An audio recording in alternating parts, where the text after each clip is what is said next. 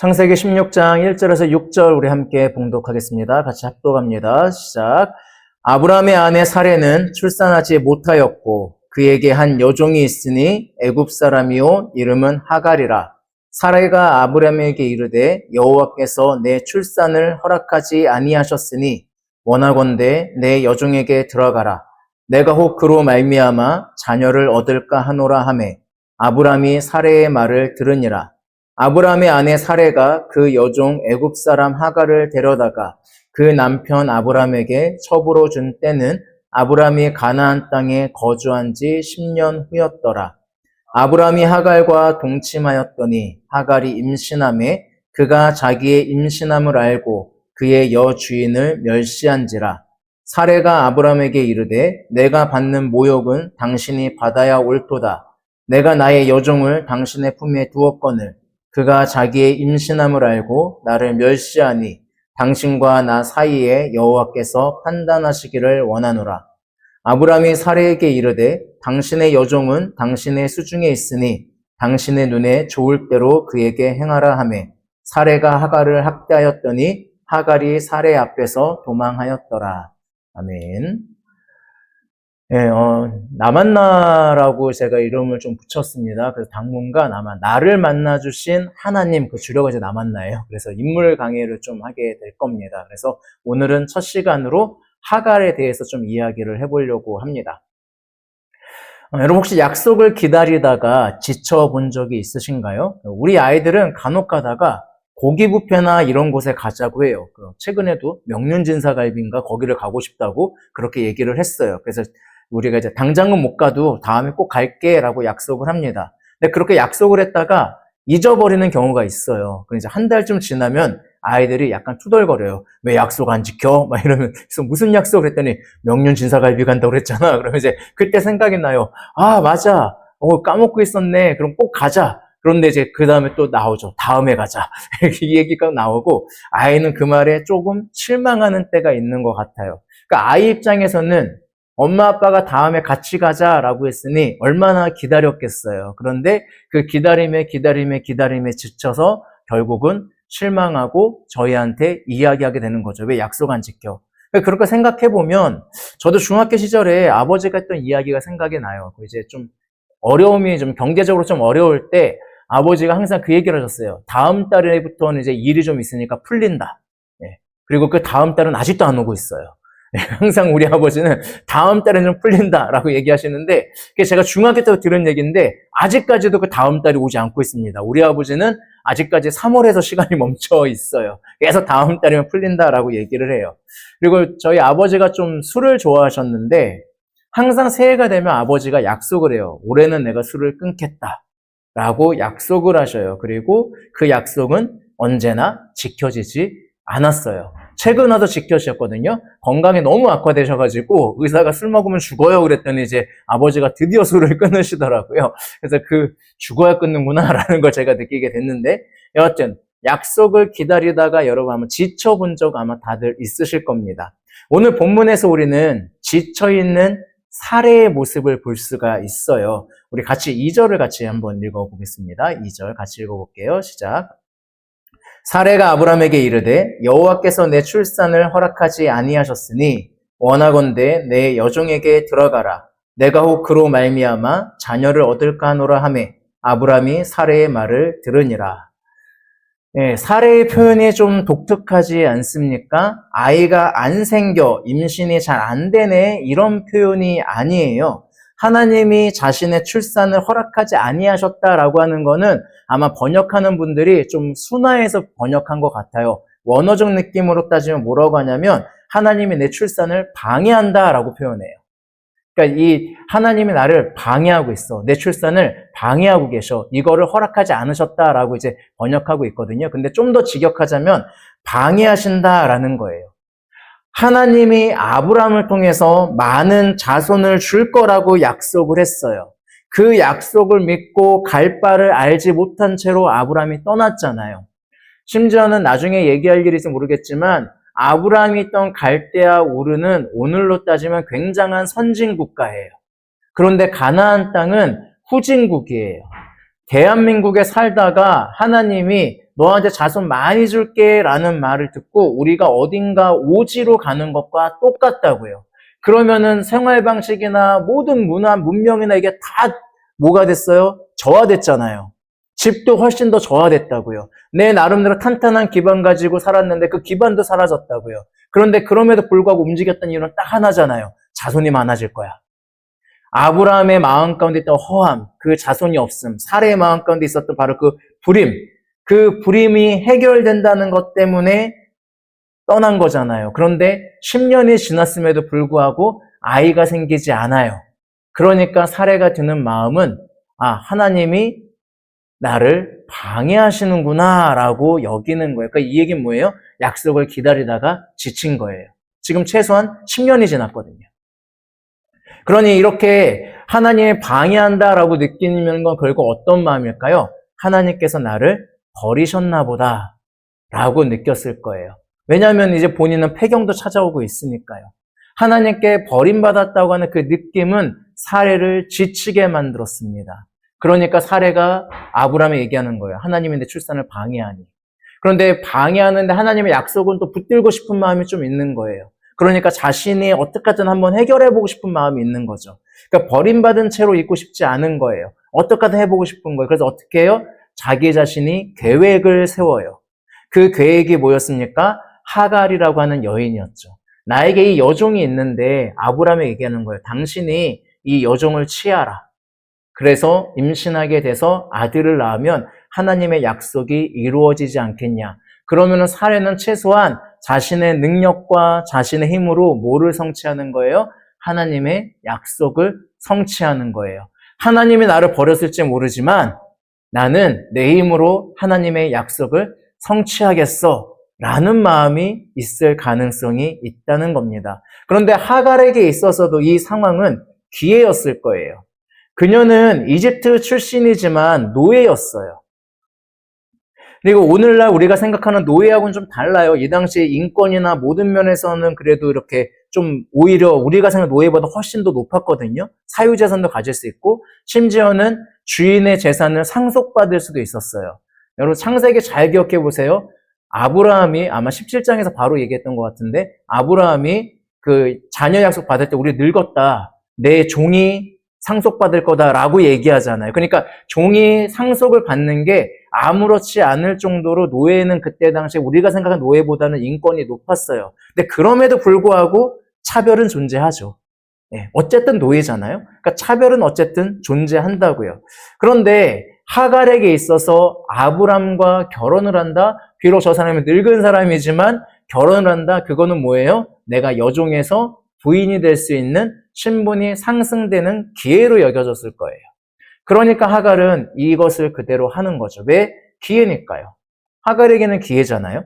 그래서 4절에서 이렇게 얘기하죠. 우리 같이 한번 읽어볼까요? 4절 시작.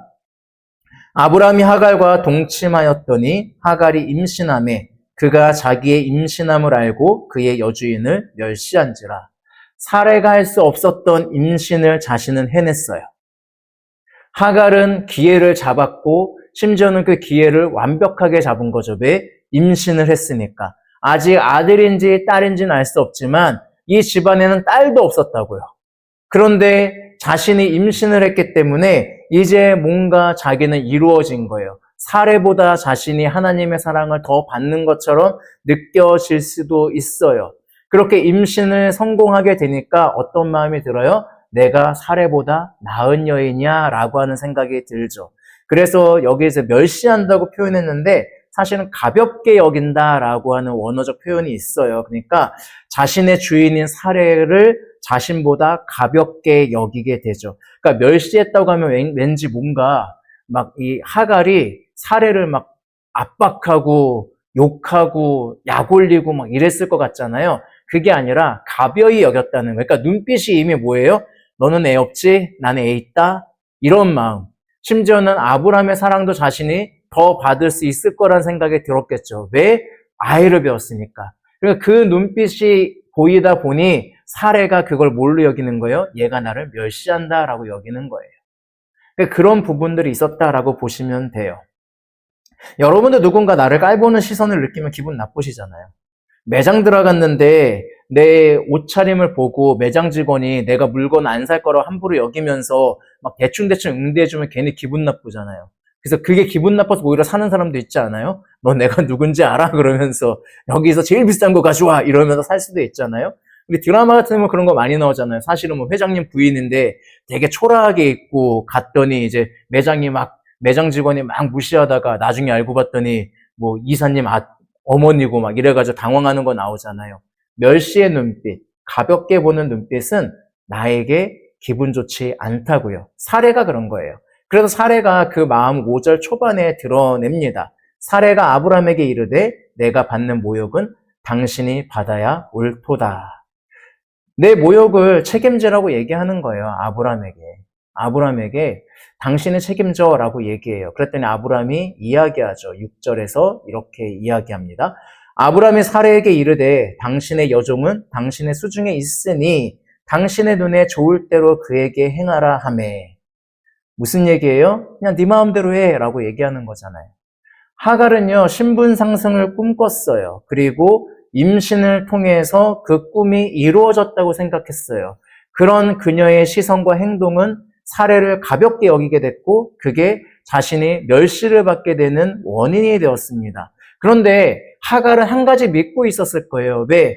이 집안에 없던 후손을 자기가 품고 있으니 아브라함은 나에게 잘해주겠지. 아브라함은 내 편이 되어주겠지라고 하는 그 작은 마음이 하갈에겐 있었을 거예요. 그런데 막상 아브라함은 뭐라고 해요? 사례에게 사랑꾼이었잖아요. 아브라함은 사례를 너무너무 사랑하는 사랑꾼이었잖아요. 그러니까 네 마음대로 해.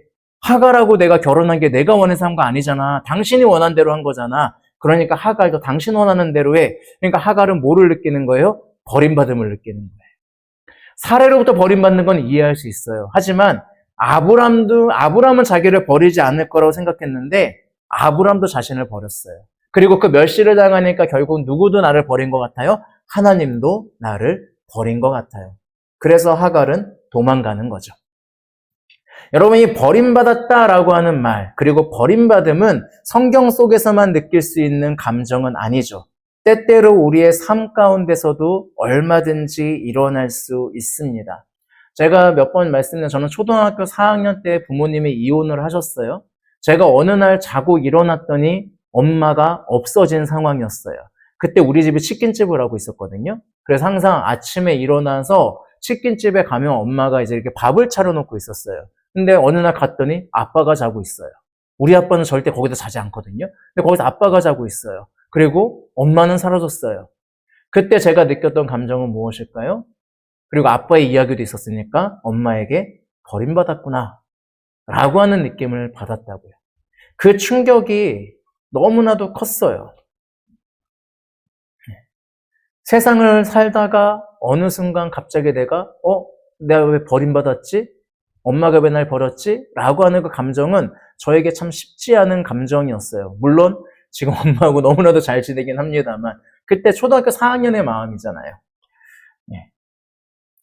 그게 저의 마음이었어요. 그런 일들이 우리한테는 언제나 일어나죠. 제가 그런 일도 있었지만 여러분들도 그런 일들이 일어나잖아요. 때로는 하나님의 약속이나 성경 말씀을 믿고 자신 있게 나아갔는데 마치 아브람과 사례처럼 계속 길이 막혀 있는 느낌을 받을 때 우리는 버려졌다라고 하는 느낌을 받기도 하죠. 목회자분들 중에 개척할 때 말씀 받고 개척하신 분들 많아요. 그러면은 말씀 받고 개척했으니까 개척하면 어떤 마음 들겠어요? 이 예배당이 꽉 차리라. 그 마음 들고 한다고요. 그런데 1년이 지나고 2년이 지나고 5년이 지나도 성도는 없어요. 그러면 이제 어떤 마음이 들기 시작할까요? 지쳐요. 지치기 시작하면 무슨 마음이 들까요? 나를 버리셨나 보다. 하나님이 버리셨나 봐. 라는 마음이 같이 들어가게 돼요. 때로는 하갈처럼 나의 잘못된 행동으로 인해서 버림받는 경우도 있죠. 혹은 누군가에게 이용만 당하고 버려지는 느낌을 받을 때도 있습니다. 하갈이 신분 상승을 꿈꾸지 않았어요. 그런데 갑자기 길이 열렸잖아요. 그러니까 좋았는데 자신의 그 행동에 의해서 뭐가 돼요? 버림받는 일들이 일어나죠. 우리 삶 가운데는 때때로 이런 일들이 일어나기도 합니다. 그리고 이런 일이 일어날 때 우리는 뭐가 일어나요? 위축되기 시작을 해요. 그리고 누군가를 믿는 것이 쉽지 않아지기도 하고 사람들과 관계 맺는 것은 어려워집니다. 버림받았다는 사실, 그리고 그 느낌은 내 삶에 엄청난 영향력을 미칩니다. 어떤 면에서 나를 나대게 하지 못하게 만들고요.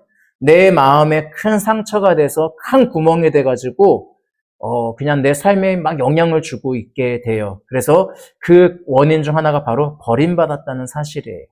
그런데 버림받았다는 사실이 나를 나대게 하지 못하는 것도 문제지만 더 심각한 면이 있어요. 버림받았다는 사실은 나를 파괴할 뿐만이 아니라 남들도 파괴해요. 여러분, 오늘 사례의 모습을 잘 생각해 보세요. 버림받았다고 느낀 사례의 모습을 잘 생각해 보세요. 임신을 하고 싶지만 할 수 없는 상태. 하나님의 약속은 있으니 이루어지긴 하겠지만 폐경이 진행될 때까지 아이가 없는 자신의 상태를 보면서 사례는 버림받았다는 느낌을 받기 시작해요. 그러니까 뭐가 일어나기 시작해요? 비약을 해요. 하나님이 방해했던 증거 없잖아요. 하나님이 나 너 아이 못 낳게 방해하고 있다라고 얘기했어요? 아니잖아요. 그런데 사례는 뭐라고 얘기해요? 하나님이 내 출산을 방해하신다라고 이야기해요. 버림받았다고 생각하니까 뭐가 일어나는 거예요? 상황들을 비약하기 시작하는 거예요. 하갈이 자신을 가볍게 여긴다는 시선을 느끼기 시작했을 때 그때 사례가 하는 얘기는 뭐예요? 아브라함에게 어떻게 해요? 이건 당신 탓이야 라고 얘기하잖아요. 누가 결혼하라고 그랬는데? 하갈을 취하라라고 누가 시켰어요? 아브라함이 얘기했어요? 아브라함이 가족회의 열어가지고 우리 아이가 없는데 아무래도 내가 첩을 드리는 게 나을 것 같아. 그렇게 해서 후손을 드려야 될 것 같아. 우리 그렇게 결정하자라고 아브라함이 얘기했어요? 아니잖아요. 사례가 얘기했잖아요. 그런데 하갈이 임신해서 가벼이 여기니까 그 탓을 누구한테 돌려요? 아브라함에게 돌리잖아요. 당신 탓이다라고 이야기한다고요. 이 비약하는 사례의 모습을 바라본 아브라함이 거기에서 이게 왜 내 탓이야 라고 얘기해봤자 안 통할 거 알잖아요. 그러니까 아브라함이 얘기하는 거예요. 당신 요종이잖아. 당신 수중에 있잖아. 그러니까 당신 눈에 좋을 대로 해. 그러니까 당신 좋을 대로 해. 당신 사람이잖아. 내가 원한 대로 한 거 아니잖아 라고 아브라함은 얘기하는 거예요. 뭐 때문에? 비약하는 거예요. 버림받았다는 생각 때문에. 또 버림받았다고 느끼는 사례는요. 분노하면서 다른 사람을 버리는 것에도 거리낌이 없어져요. 자신이 버림받았다고 하는 상처는 다른 사람에게 상처를 주는 것에 거리낌이 없어요. 버림받았다고 느끼니까 자신을 비약하다 지금 어떻게 하고 있어요? 하갈을 마음껏 버리잖아요. 하갈이 임신했는데 잘 설명하면 되는 거 아니에요? 네가 임신한 거 내 계획 속에 있는 거야. 너 건방져지면 안 돼. 너 그렇게 행동하면 안 돼. 라고 얘기하면 되잖아요. 그런데 지금 어떻게 해요? 하갈을 엄청나게 멸시하죠. 그러니까 분노가 사로잡혀 버리니까 다른 사람을 마음 놓고 버리는 모습을 보여주는 거예요.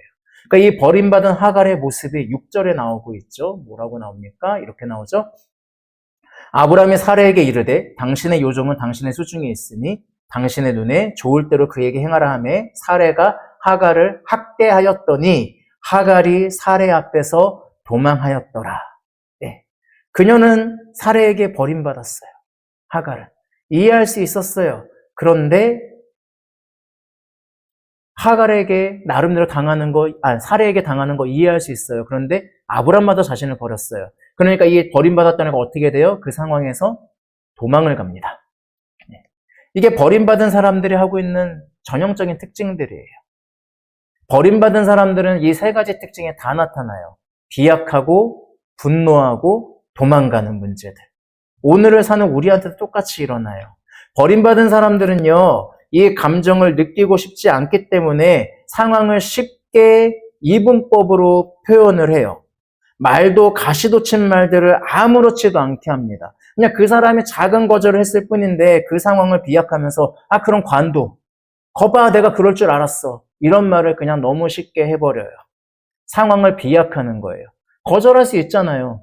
때로는 그냥 좀 쉽게 얘기해 볼까요? 돈 빌려달라고 할 수 있잖아요. 그럼 거절할 수 있잖아요. 근데 그거 가지고 뭐 하는 거예요? 쟤는 나를 친구로 생각하지 않는 거야. 비약하는 거예요. 그리고 분노해요. 그리고 분노하면서 어떻게 해요? 어차피 결국 사람들은 다 날 버리게 되어 있어. 그러니까 본인도 어떻게 해요? 다른 사람에게 마음을 주지 않죠. 어떤 사람이 이 사람에게 마음을 주기 위해서 나름대로 노력을 해요. 이 사람과 친해지기 위해서 노력을 한다고요. 그런데 자신이 버림받았다는 사실 때문에 어떻게 해요? 이 사람을 믿지 않아요. 이 사람한테 사랑을 주지 않아요. 이 사람을 무시해요. 이 사람에게 분노해요. 이 사람의 말을 비약해요. 그러니까 결국 뭐가 돼요? 그 사람이 떠나간다고요. 왜? 본인도 상처받잖아요. 이 행동에. 그런데 그 버림받은 사람은 뭐라고 얘기할까요? 거봐. 결국은 떠나잖아. 쟤도 결국은 나한테 그랬던 거는 그런 거야. 라고. 저는 큰 상처를 받았다. 인간관계에서 큰 상처를 받았다라고 하는 사람들을 만나봐요. 그런데 그 사람들의 상처가 이해되면서도 안타까운 건 뭔지 아세요? 자신이 받은 상처 때문에 다른 사람이 상처를 주고 있는데 모르는 거예요. 나 너무 사람에게 크게 배신당해봐서 난 사람을 안 믿어. 그 사람의 자기가 믿음을 좀 아무리 노력해도 안 믿잖아요. 그럼 어떻게 돼요? 아, 얘는 내가 이렇게 해줘도 나를 못 믿는구나. 그래, 난 얘하고 거리를 벌려야겠다. 그 거리를 벌리면 그 사람이 얘기하는 거예요. 봐, 인간은 이렇다니까? 결국 날 버린다니까? 악순환이에요. 그러니까 결국 뭐 하는 거예요? 그 관계 속에서 뭐예요? 도망가는 거예요. 버림받은 사람들의 특징이에요. 버림받아서 내가 버림받았다고 하는 것 때문에 나의 상처에 집중하고 있지만 사실은 뭐 하고 있는 거예요? 다른 사람의 상처를 주고요.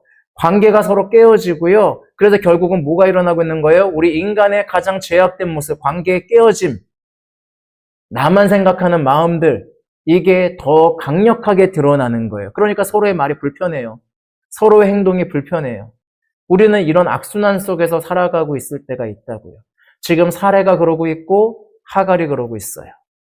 그런데 버림받았다라고 생각하는 그 우리를 만나주시는 분이 바로 하나님이시죠. 하나님의 관심은 언제나 누구에게 있어요? 나에게 있어요. 그 하나님이 오늘 하갈을 만나주십니다. 그리고 우리 8절을 같이 한번 보도록 하겠습니다. 8절 같이 읽어볼게요. 시작. 이르되 사레의 여종 하갈아, 내가 어디서 왔으며 어디로 가느냐? 그가 이르되 나는 내 여주인 사레를 피하여 도망하나이다. 네, 우리는 하갈의 이름을 알고 있습니다. 하지만 누구도 하갈의 이름을 불러주지 않았어요. 그냥 여종이었어요. 하지만 하갈을 만나신 하나님은요, 가장 먼저 하갈의 이름을 불러주세요. 버림받았다고 생각해서 도망가는 하갈이 택한 곳은 광야였거든요. 광야는 척박한 곳이에요. 그 척박한 광야로 간다는 것은 죽어도 상관없다. 나 여기서 그냥 죽을래 라고 하는 거예요. 자동차 탈 때 번개탄 가지고 타는 거나 마찬가지라고요. 그런데 그 안에서 그 척박한 마음을 가지고 버림받았다고 생각해서 척박한 채로 누워있거나 지쳐있는 하갈에게 하나님이 제일 먼저 하신 얘기는 하갈아 라고 불러주시는 거였어요. 그녀의 이름을 불러주셨다고요. 이름을 불러주고 끝났나요? 침묵하셨나요? 아니에요. 하나님은 하갈을 버리지 않으셨음을 알려줍니다. 그래, 어쩌면 아브람과 사레에게 버려진 존재인 것처럼 느껴질 수 있어. 그런데 내가 널 버리지 않아. 난 너를 통해서도 일할 거야. 그러니 돌아가. 비록 그곳에서 일어날 일들이 너에게 두려움을 줄지 모르지만 버려진 존재처럼 느껴지겠지만 난 널 버리지 않을 거야. 그러니까 걱정하지 말고 돌아가. 이게 하나님의 말씀이죠. 여러분 10절에서 아브라함의 씨라고 하지 않았어요. 하갈의 씨라고 하세요. 임신한 아이 너의 씨야 라고 하시는 거예요. 그리고 하나님을 향한 의지를 하갈도 아마 아브라함의 믿음, 그 하나님의 의지를 아마 하갈도 알고 있었을 거예요. 그런데 그 하나님이 지금 어떻게 하신다고요? 자신도 버리지 않겠다고요. 그리고 그 아이까지 챙기겠다라고 얘기하시는 거예요. 난 너만 버리지 않는 게 아니라 너의 아이도 버리지 않을 거야. 그러면서 이야기하죠. 우리 12절 같이 읽어볼게요. 이 본문을 너무 많이 오해를 하셔가지고 같이 읽어보겠습니다. 시작. 그가 사람 중에 들나귀같이 되리니 그의 손이 모든 사람을 치겠고 모든 사람의 손이 그를 칠지며 그가 모든 형제와 대항해서 살리라 하니라. 11절에서 하나님은 아이의 이름을 이스마엘로 지으세요. 이 말의 뜻은 하나님께서 들으신다라는 뜻이에요. 자, 이 친다고 하는 말 때문에 그리고 대항한다고 하는 말 때문에 이 말을 지금까지는 대부분 이스라엘과 이스마엘 종족들의 싸움, 전쟁들 그리고 오늘날에는 유대교와 이슬람의 전쟁 이런 본문으로 이 예언적인 본문을 많이 해석을 하세요. 틀렸다고 할 수는 없지만 그렇게 따지면 하갈이 기분 좋게 들었을 리가 없겠죠? 이 예언을 듣고 하갈이 기분 좋게 갔잖아요. 잘 생각해 보세요. 하갈은 여종이에요. 지금 버림받아서 다시 여종으로 돌아간 상태나 마찬가지예요. 그럼 자신이 낳은 아이는 결국 뭐가 될까요? 종이에요. 그런데 지금 하나님이 뭐라고 하세요? 들나귀 같이 될 거고 모든 사람은 칠 거고 형제와 대항해서 싸운다는 얘기는 뭐예요? 대등한 사람이 될 거란 얘기예요. 독립적인 존재. 네가 여종일지 모르지만 네가 돌아가서 여종처럼 살지 모르지만 내가 너를 버리지 않는데 그 증거 중 하나가 뭔지 알아? 너의 아들이 독립해서 하나의 독립된 존재로서 살아가게 될 거야 라고 하는 약속을 12절에 해주시는 거예요. 그러니까 하갈의 아이도 버리지 않겠다고 하는 하나님의 약속과 사랑이 담겨 있는 거예요. 사레의 불신으로 인해서 아브라함의 불신으로 인해서 이스마엘이 생겨서 전쟁의 역사가 생긴 게 아니라 하나님은 이 이스마엘도 버리지 않으실 거기 때문에 그래서 하나님이 들으신다잖아요.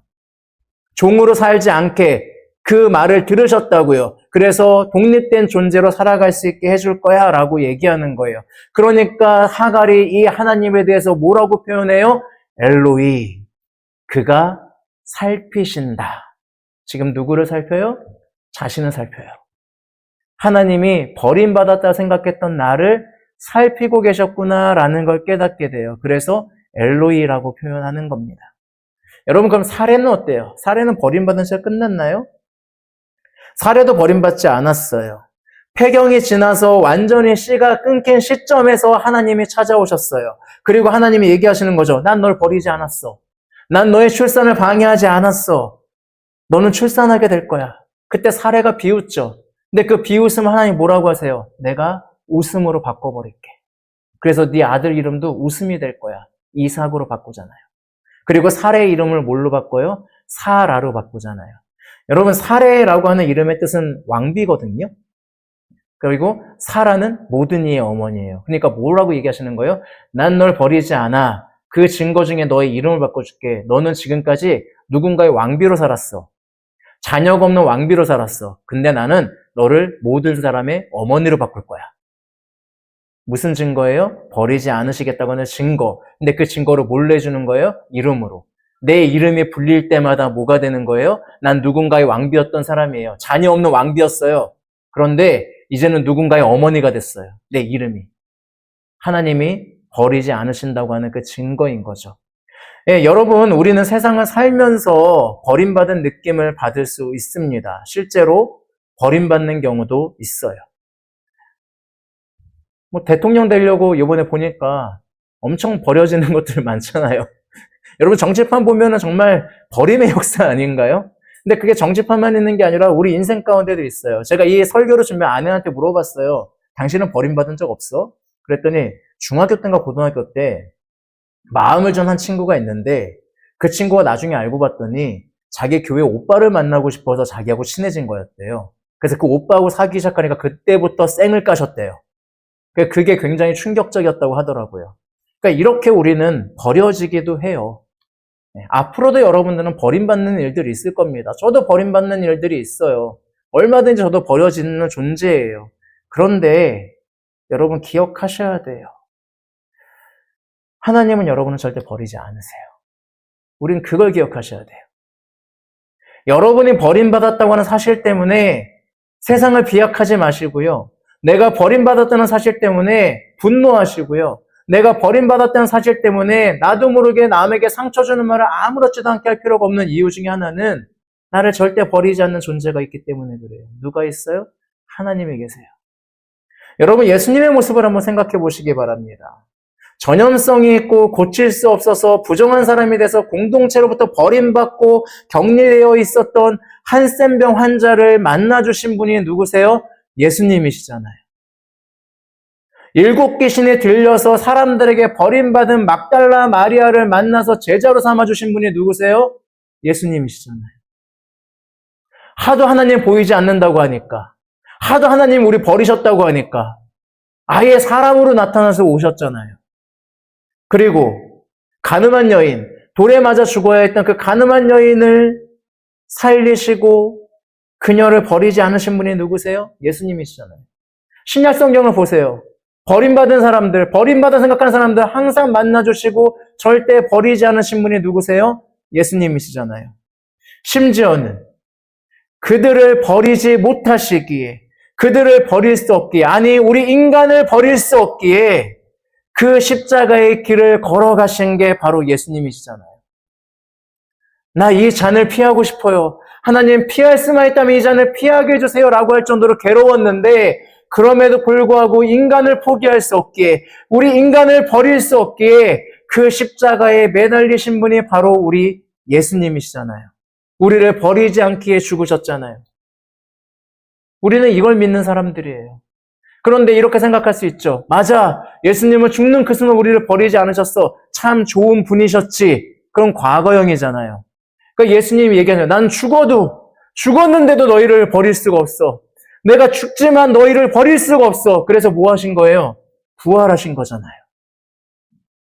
부활하셔서 다시 살아나셔서 그런 다음에 뭐라고 말씀하세요? 만날 때마다 이해하신 뭐예요? 내가 세상 끝날까지 어떻게 하시겠다고요? 너희와 함께 하시겠다고요. 버리지 않겠다는 약속이잖아요. 세상 끝날까지. 그리고 그런 우리 안에 나를 살피신다는 그 증거로 성령을 보내주셨잖아요. 그래서 내 마음을 살피시고 내 상황을 살피시고 그때마다 하나님의 말씀으로 인도하시고 그 풍성한 삶을 우리가 살아갈 수 있게 하시는 분이 바로 예수님이시잖아요. 그 예수님이 오늘도 엘로이 여러분을 살피고 계십니다. 여러분, 한 청년이 있었어요. 더 이상 견딜 수가 없었어요. 공부도 취업도 가족도 교회도 모든 게 자신을 짓누르고 있었어요. 너는 왜 이거밖에 못하냐? 하나님은 너한테 왜 아무 말씀 없냐? 이런 말들이 듣고 상처받고 머릿속을 떠나지 않았어요. 어느 날 집을 나와요. 휴대폰을 꺼버리고 가방 하나 들고 서울 외곽에 아무도 자신을 모를 만한 동네로 그냥 무작정 발걸음을 옮깁니다. 사람이 없는 공원, 그 구석, 공중화장실 한 구석에서 며칠을 버티면서 그냥 그렇게 사라지고 싶었어요. 누가 나를 좀 찾았으면 좋겠는데 라는 마음과 그냥 아무도 모르게 사라지고 싶은 마음이 같이 있어요. 그런데 남자 화장실인데 청소하러 들어온 한 할머니가 그를 발견해요. 그리고 이렇게 물어요. 이 시간에 여기서 뭐해? 괜찮아? 대답할 수 없었어요. 왜? 죽을 마음을 갖고 있었으니까. 할머니가 한참을 서서 그를 바라보다가 잠깐 나가더니 편의점 도시락 하나를 사서 조심스럽게 그 앞에 내려놔요. 그리고 한마디를 해요. 하나님도 너를 잊지 않으셨어. 그 말에 청년이 울음이 서져요. 아무도 몰라주는 줄 알았는데 정작 아무도 안 계신 줄 알았던 그곳에서 하나님이 먼저 와 계셨던 것 같아요. 그리고 나를 버리지 않으셨구나 라는 사실을 깨닫게 돼요. 그날의 그 할머니의 한마디가 자신을 다시 살게 했다라고 간증합니다. 하나님도 너를 잊지 않으셨어. 여러분, 버림받았다는 기억 때문에, 버림받았다고 하는 충격 때문에 그거에 사로잡혀서 다른 사람을 향해서 비약하고 분노하고 나도 모르게 누군가를 버리고 살아가고 계십니까? 버림받는 게 싫어서 마음을 주는 걸 꺼려하고 계십니까? 예, 그런 일들은 앞으로도 일어날 거예요. 하지만 여전히 우리에게 마음을 주시고 사랑을 주시고 버림받아도 나를 잃어버리지 않게 하시는 그 예수님, 나를 살피시는 엘로이 그 하나님을 여러분 믿으시기 바랍니다. 그럼 우리는 더 이상 비약할 필요 없어요. 괜찮아요. 누가 버려도 돼요. 괜찮아요. 난 사랑할 수 있어요. 왜? 여전히 날 버리지 않고 살피시는 하나님이 계시기 때문입니다. 여러분, 그 하나님을 믿으셨으면 좋겠습니다. 여러분, 이 시간 좀 기도했으면 좋겠습니다. 혹시 여러분 마음 가운데 사람들로 받은 상처, 어떤 상황으로 받은 상처, 내가 버림받았다고 하는 그 상처 때문에 앞으로 나가지 못하고 있는 상황이 있습니까? 그런 나를 살피시는 하나님이 나를 보고 있습니다. 난 너를 버리지 않았어. 난 오늘도 너를 살피고 있어 라고 하는 그 하나님을 고백하셨으면 좋겠습니다. 우리 스스로 기도했으면 좋겠습니다. 먼저 스스로 하나님, 내가 이 버림받은 상처가 있습니다. 하지만 나를 버리지 않으시는 그 하나님을 바라보며 이 상처를 이기고 나아가게 해주세요라고 우리 스스로 먼저 기도했으면 좋겠습니다. 우리 함께 기도하겠습니다.